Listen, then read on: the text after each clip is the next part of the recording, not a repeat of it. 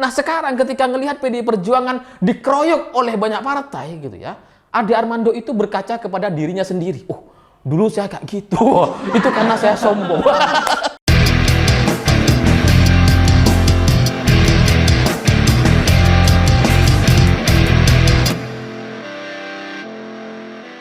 Selamat malam para mantan, selamat malam untuk semua mantan-mantan kalian yang pelupa. Padahal kejadiannya masih baru gitu, tapi dia sudah lupa. Misalkan baru selesai jalan-jalan, liburan, healing gitu ya, tapi tiba-tiba keesokan harinya udah minta healing lagi. Lupa gitu. Nah, cerita-cerita semacam itu bagi saya jadi mirip sekali dengan cerita orang-orang yang kaget ketika melihat Golkar dan PAN mendeklarasikan Prabowo Subianto sebagai capres di tahun 2024 mendatang. Banyak yang kaget gitu ya, banyak yang kemudian khawatir, wah kalau gini ceritanya Prabowo ini bisa menang. Ini ciri-ciri orang yang lupa gitu, karena sebenarnya situasi yang sama pernah terjadi di tahun 2014 lalu. Di tahun 2014 Pak Jokowi itu didukung oleh 4 partai, PDI Perjuangan, Nasdem, Hanura, dan PKB. Sementara sisanya semua ke Prabowo Subianto. Dan cerita PAN dan Golkar itu memang sejak lama sudah mendukung Prabowo gitu. Sejak tahun 2014 mereka sudah berkoalisi. Bahwa kemudian mereka masuk ke dalam pemerintahan, ya karena mereka kalah aja. Tapi sejarahnya Golkar dan PAN itu emang sama Prabowo gitu, koalisi KMP, kampret. Udah sejak lama. Lah kok kalian baru kaget sekarang? Apa sudah lupa dengan peristiwa tahun 2014 lalu? Tapi memang dalam tahapan koalisi kemarin itu saya sempat berada di Jakarta. Jadi jelang akhir negosiasi atau tahap akhir finalisasi negosiasi koalisi Prabowo ini dengan 4 partai pendukung hari ini gitu ya. Saya bisa merasakannya dari jarak yang cukup dekat dan bahkan sempat bisa menyaksikan negosiasi atau pertemuan-pertemuan itu terjadi gitu ya. Dan saya memang nggak terlalu kaget kalau kemudian Golkar dan PAN akhirnya merapat ke Prabowo Subianto. Meskipun sebenarnya sebelumnya gitu ya, beberapa hari sebelum deklarasi itu sebenarnya Golkar dan PAN itu sempat menyatakan diri ingin mendukung Pak Ganjar gitu. Kalau PAN kan memang sudah sejak lama gitu ya, mereka bikin rakornas di Semarang tahun lalu gitu ya, sudah awal tahun ini, tahun 2023 gitu ya. Dan kemudian mereka sudah mendeklarasikan secara tipis-tipis untuk mendukung Pak Ganjar dengan Pak Erik sebagai sebuah pasangan gitu. Itu kan memang sudah sejak lama kalau PAN gitu ya. Sementara Golkar itu sudah ada komunikasi yang cukup intensif, tapi pada akhirnya kemudian mereka lebih memilih mendukung Prabowo karena alasannya gitu ya. Dalam kesimpulan yang bisa saya sampaikan dari beberapa informasi yang saya dapatkan, itu karena memang ada permintaan-permintaan yang secara prinsip itu mustahil untuk diiyakan atau disepakati oleh PDI Perjuangan. Ada permintaan-permintaan yang terlalu fundamental yang mustahil untuk direalisasikan gitu. Karena kalau itu diiyakan, diterima oleh PDI Perjuangan, itu justru akan memberatkan Pak Ganjar gitu. Seperti misalkan PAN gitu kan. PAN itu kan ya bagi PAN Erik itu adalah harga mati. Meskipun bukan kader tapi harga mati. Tapi ya begitulah Erik Thohir dengan segala keajaibannya. Lawang NU 1 abad aja Erik itu kayak jadi orang yang paling penting di NU gitu ya. Meskipun sebenarnya baru masuk dia. Jadi antara PAN dan Erik ini memang ada alasan yang titik-titik ya gitu ya. Bukan logistik, tapi titik-titik.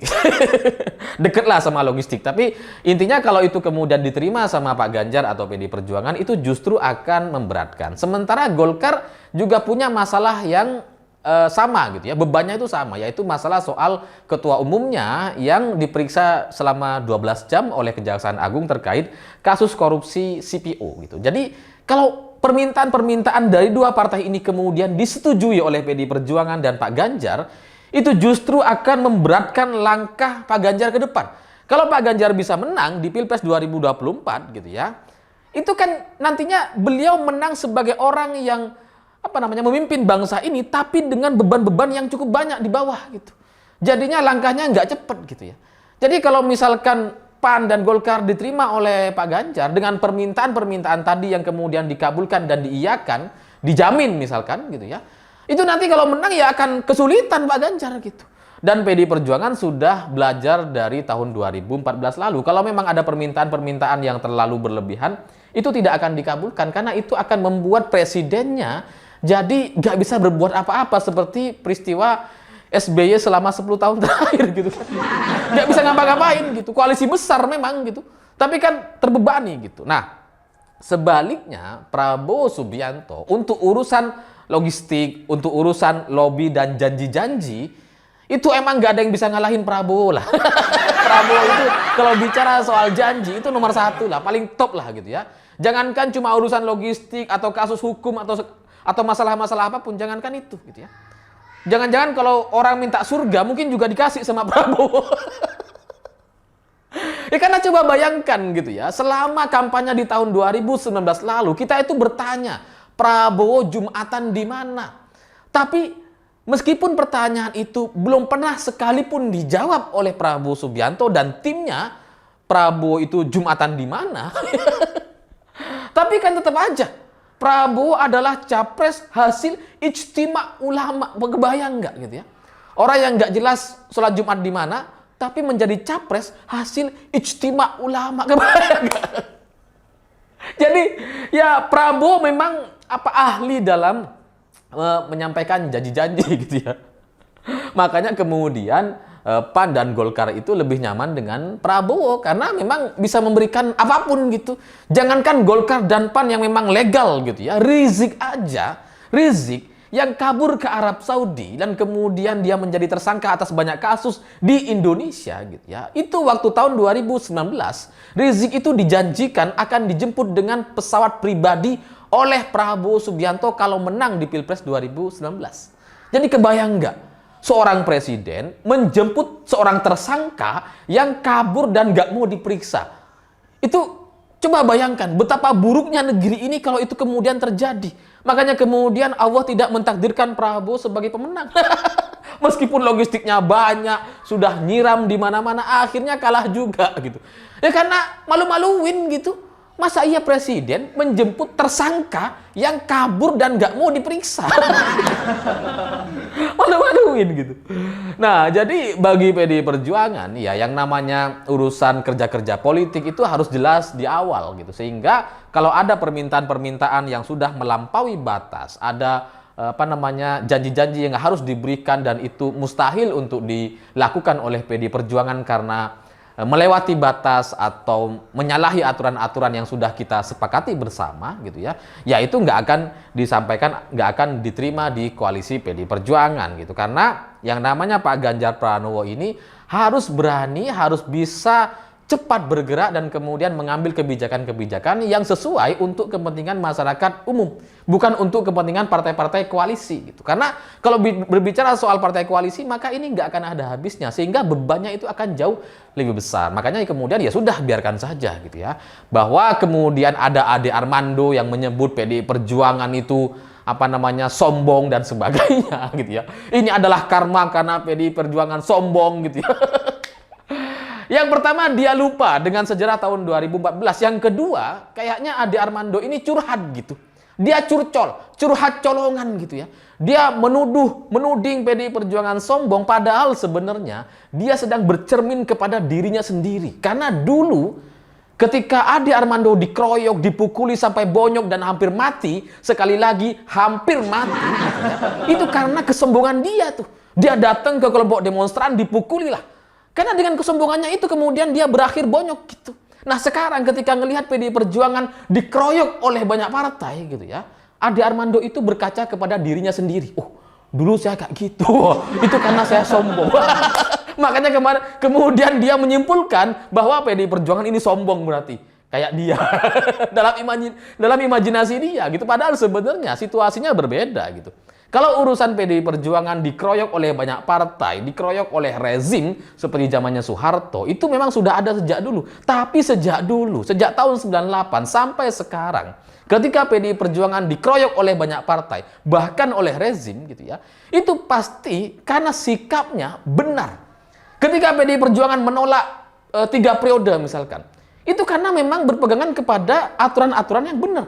Ketika PDI Perjuangan menolak urusan penundaan pemilu, ketika banyak partai sudah mulai setuju dengan itu, PDI Perjuangan yang tetap konsisten menolak itu, gitu ya, menolak perpanjangan jabatan, menolak usulan 3 periode, karena memang berpegangan kepada hal yang benar, kepada aturan yang sudah kita sepakati, bukan karena sombong gitu. Jadi kalau sekarang kemudian PDI Perjuangan mau dikeroyok oleh banyak partai yang bergabung dengan Prabowo Subianto, itu sejak tahun 98, sebelum tahun 98, ketika zamannya Soeharto, itu sudah terjadi gitu. Tapi ya, yang namanya PDI Perjuangan, itu soal karakter gitu. Mereka berani untuk berjalan sendiri karena dengan satu keyakinan bahwa yang dia lakukan, yang mereka lakukan adalah sebuah kebenaran. Bukan karena sebuah kesombongan seperti yang dilakukan oleh Ade Armando. PDI Perjuangan ngukur itu gitu. Makanya kemudian sejak tahun 98 sampai sekarang yang namanya PDI Perjuangan itu ya, kalaupun misalkan kalah gitu ya, itu nggak nyungsep-nyungsep amat seperti Demokrat misalkan kan gitu. Ya memang sempat kalah karena dicurangi tahun 2014 gitu kan. 2009 misalkan. Itu ya karena memang ada faktor-faktor itu. Tapi di luar itu gitu ya, semuanya sudah diperhitungkan. Sehingga kalau Ade Armando kemudian berpikir bahwa PDI Perjuangan itu sombong gitu ya, ya karena dia sendiri yang sombong. Itu adalah logika bonyok gitu ya. Jadi logika bonyok Ade Armando itu kemudian menyimpulkan seolah-olah PDI Perjuangan itu sombong. Padahal kenyataannya kan enggak gitu ya. PDI Perjuangan sudah berkoalisi dengan P3, Perindo, Hanura gitu ya. Jadi yang bagian mana dari sombong? Kemudian juga sudah komunikasi dengan banyak partai dan kemudian termasuk Golkar dan PAN gitu ya, bahwa akhirnya kemudian Golkar dan PAN tidak jadi mendukung Pak Ganjar, ya itulah bagian dari dinamika politik dan permintaan-permintaan dari negosiasi dan yang diminta oleh rombongan PAN dan Golkar yang tidak bisa dikabulkan oleh PDI Perjuangan. Jadi ya sudah, kalau memang itu akhirnya memberatkan Pak Ganjar, sebaiknya jangan gitu. Karena kita ingin seorang presiden yang pada akhirnya itu tidak hanya memikirkan partai-partai koalisinya. Karena kalau Pak Ganjar didukung oleh banyak partai, tapi partai ini kemudian banyak dosa-dosanya, ya buat apa gitu? Buat apa kemudian berkuasa kalau kemudian tidak bisa memberikan yang terbaik kepada negeri ini? Jadi bagi saya itu tidak perlu terlalu dirisaukan karena pernah terjadi di tahun 2014 lalu gitu ya. Dan bagi saya yang perlu diantisipasi sebenarnya bukan soal pilpresnya. Kalau pilpres itu kan kita nyoblos orangnya gitu kan. Pilihannya kan cuma Ganjar atau Prabowo. Dan orang nggak peduli dengan partainya gitu. Kita akan mencoblos presidennya, yaitu nama capresnya gitu, yaitu Ganjar atau Prabowo. Jadi nggak peduli dengan partainya, sehingga kalau skemanya seperti itu gitu ya, saya yakin bahwa ya Pak Ganjar lah yang akan menang. Dan itu nggak perlu terlalu dikhawatirkan. Yang penting kita kampanye dengan cara-cara yang maksimal, dengan cara-cara yang seperti biasa, dengan cara-cara yang pernah kita lakukan ketika memenangkan Pilpres 2 kali sebelumnya gitu ya. Yang perlu diantisipasi sebenarnya bukan soal Prabowo-nya, tapi pasca pemilunya, pasca Pilpresnya. Karena kalau kita berkaca pada tahun 2014 lalu ketika Pak Jokowi akhirnya menang, itu kan dikerjain sama si koalisi KMP. Koalisi kampret. Yang Pak Jokowi mau dipanggil oleh DPR MPR lah, yang mau dilengserkan lah gitu ya. Yang kemudian PDI Perjuangan meskipun memenangkan pemilu jadi tidak bisa memimpin DPR karena direvisi undang-undangnya, undang-undang MD3 sama koalisi KMP gitu ya. Ya karena mereka merasa menang, merasa berkuasa di Senayan gitu kan. Makanya kemudian diubah dan PDI Perjuangan itu akhirnya nggak bisa berkuasa di DPR, nggak bisa memimpin DPR gitu. Meskipun secara aturan harusnya PDI Perjuangan lah yang memimpin sejak tahun 2014 lalu. Tapi yang namanya PDI Perjuangan dikeroyok oleh banyak partai, ya memang sudah terjadi berkali-kali.